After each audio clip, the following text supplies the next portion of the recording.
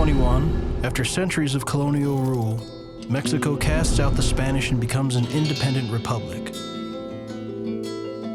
Mexico lays claim to vast swaths of land across the continent, but they are loosely held. Tejanos, settlers of Spanish or Mexican descent, lived in the territory known as Tejas for centuries. But by the 1800s, fewer than 3,000 Tejanos are living in this far-flung territory of Mexico. And they're not the only people who called this land home. Nowhere in the U.S. was the land unclaimed because indigenous people had it. There was always the threat of indigenous attacks or indigenous rebellions. And that is partly why the population of Spanish colonists remained low. My name is Omar Valerio Jimenez. I'm a professor of history at the University of Texas at San Antonio. My research focuses on borderlands, Mexican Americans, the U.S. West, and immigration. To gain a stronger foothold in land traditionally ruled by the Comanche and other tribes, Mexico needs settlers to stake claims in Tejas. So they look to their neighbors in the north, and land-hungry Americans are happy to oblige. The Mexican government, after independence, begins a colonization program. And their colonization program is to invite Americans and Europeans to colonize, to come to Texas as long as they become Mexican citizens and they follow Mexican laws. Americans are expanding westward very rapidly. And along the south, they're expanding westward to create more markets for slaves and for slavery. So Anglo-Americans jump on the idea of coming to Texas. The trickle of settlers to Tejas soon becomes a flood. Those Americans come to be known as Texians. The colonization program is really very successful in the sense of bringing Anglo-Americans, but perhaps too successful because by the early 1830s, Anglo-Americans outnumber Mexican Texans by factors of 7 to 1.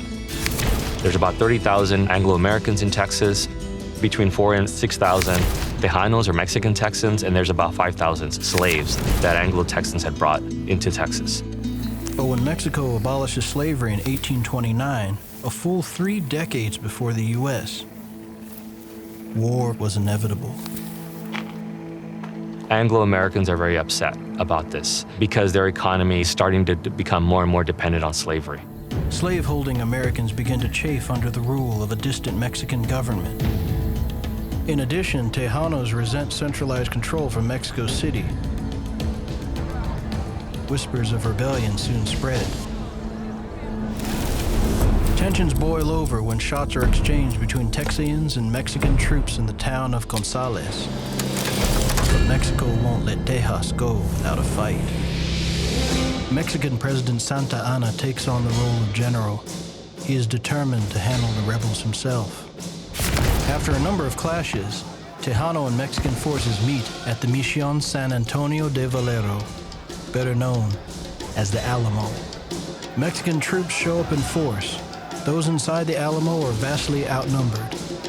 Santa Anna lays siege for 12 days, and on day 13, the infamous battle begins. The battle is between about 150 rebels and some civilians in the Alamo complex, and on the other side, something like 1,800 to 2,000 Mexican troops.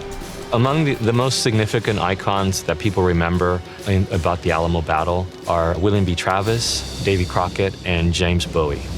But famous names couldn't change the fate of those trapped inside the Alamo's walls. Santa Anna's soldiers pour into the mission complex through a breach in the perimeter wall. Santa Anna orders his troops to attack, and it's over within a couple of hours. Most of the Alamo defenders are killed. A few of them surrender, and they're killed later. Only the women and children are spared and survive to pass on their stories. The Alamo was a devastating defeat, but it energizes the revolution. Just 2 months later, Texian troops rally under the cries of "Remember the Alamo" as they defeat Santa Anna's armies at the Battle of San Jacinto. Santa Anna himself is captured. In exchange for his life, he orders the retreat of Mexican forces south of the Rio Grande. Victory leads to the establishment of an independent and sovereign Republic of Texas.